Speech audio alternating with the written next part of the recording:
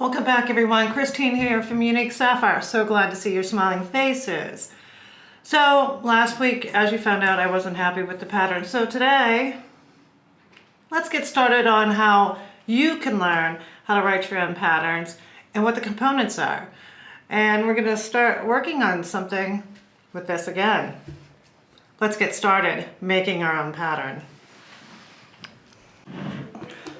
It's time to get rid of this.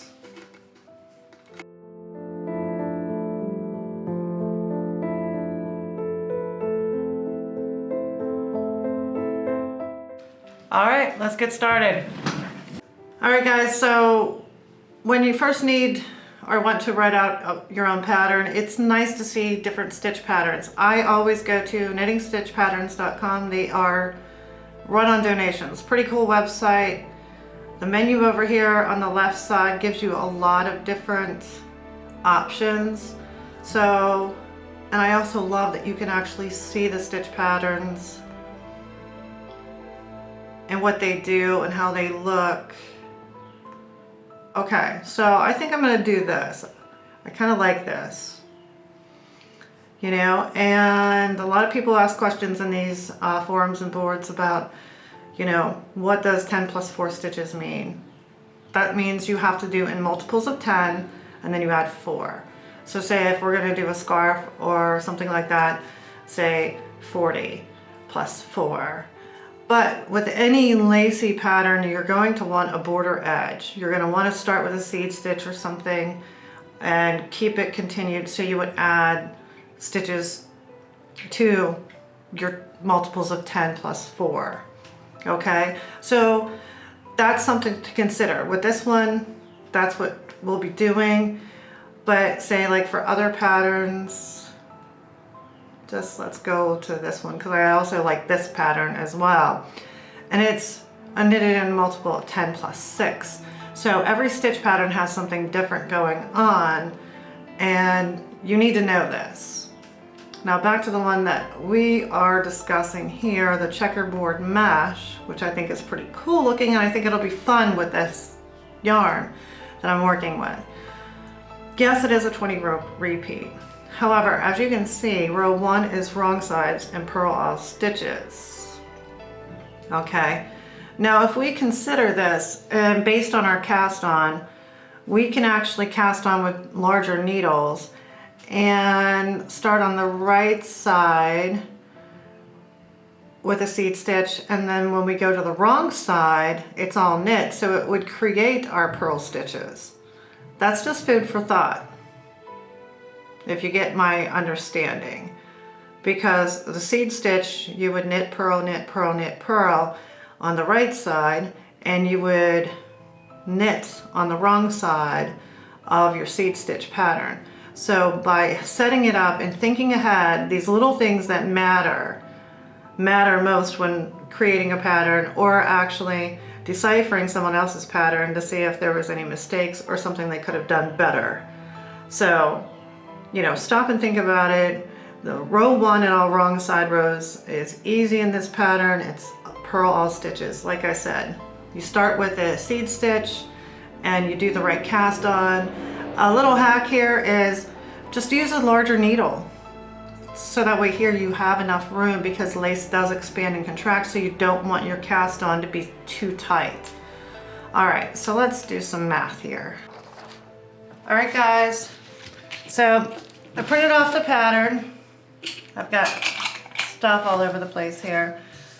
So what we're gonna do is plan out how we're gonna do this. So I already started. I cheated a little bit.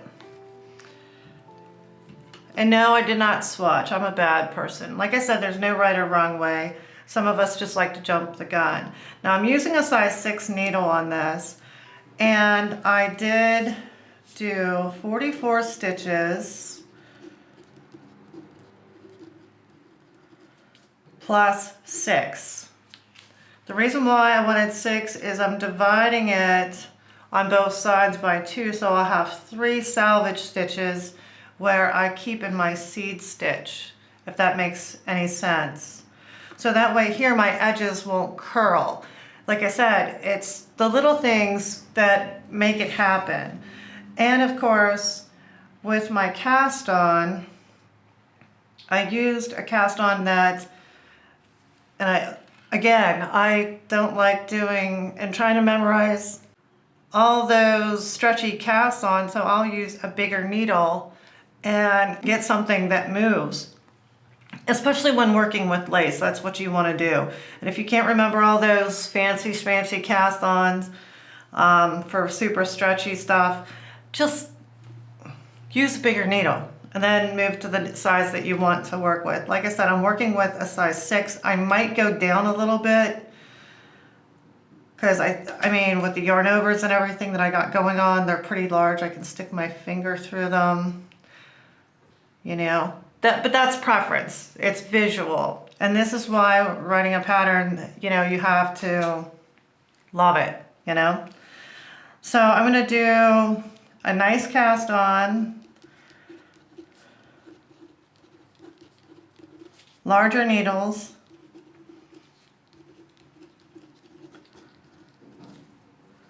do 4 rows approximately because I want a nice base.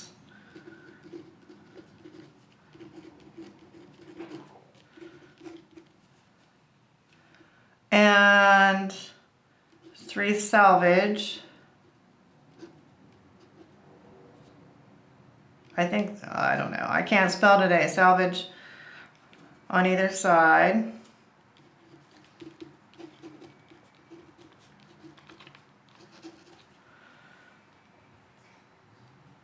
And if you want to, so you don't forget, you can always put a stitch marker here and on the other side, which, yeah, I kind of pulled it off.